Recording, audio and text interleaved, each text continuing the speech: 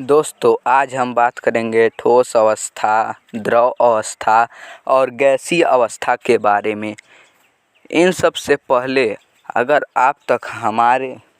आपने हमारे चैनल को सब्सक्राइब नहीं किया है तो जल्दी से जाकर सब्सक्राइब कर लीजिए। तो आइए अब हम जानते हैं कि ठोस अवस्था क्या है। दोस्तों ठोस का आयतन और आकार निश्चित होता है। आइए जानते हैं कि यह कैसे। मान लीजिए कि यह एक ईंट है, ठीक।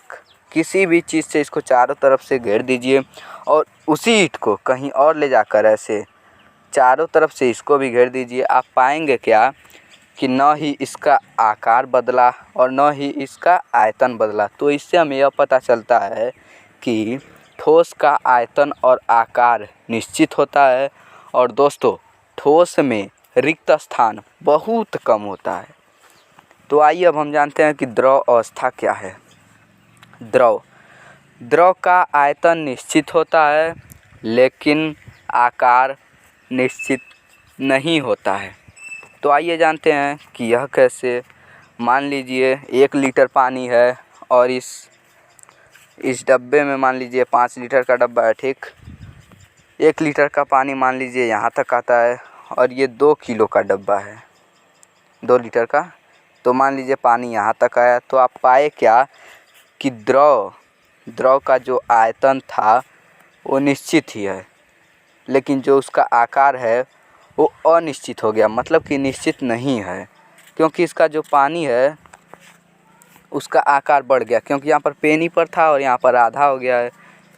तो दोस्तों इससे हमें यह पता चलता है कि द्रव का आयतन निश्चित होता है लेकिन आकार निश्चित नहीं होता है। और दोस्तों द्रव में रिक्त स्थान अधिक होता है। अब आइए जानते हैं कि गैस का आयतन और आकार दोनों ही अनिश्चित होता है। आइए जानते हैं कि यह कैसे।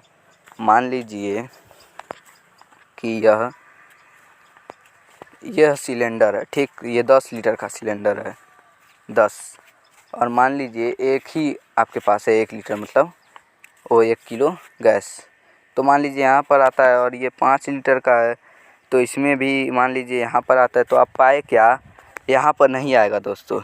ये जो गैस है वो पूरे सिलेंडर में फैल जाएगा।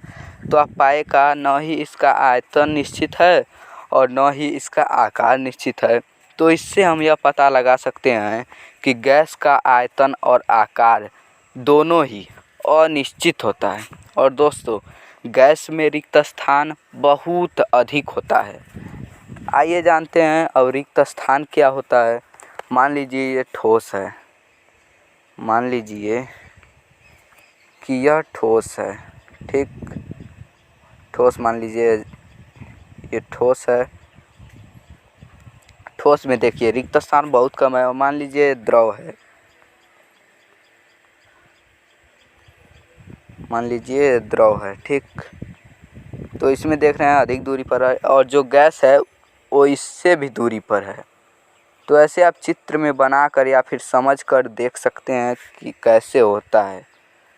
तो दोस्तों उम्मीद करता हूँ कि यह जानकारी आपको अच्छी लगी है। अगर अच्छी लगी है तो आप हमारे चैनल को सब्सक्राइब कीजिए।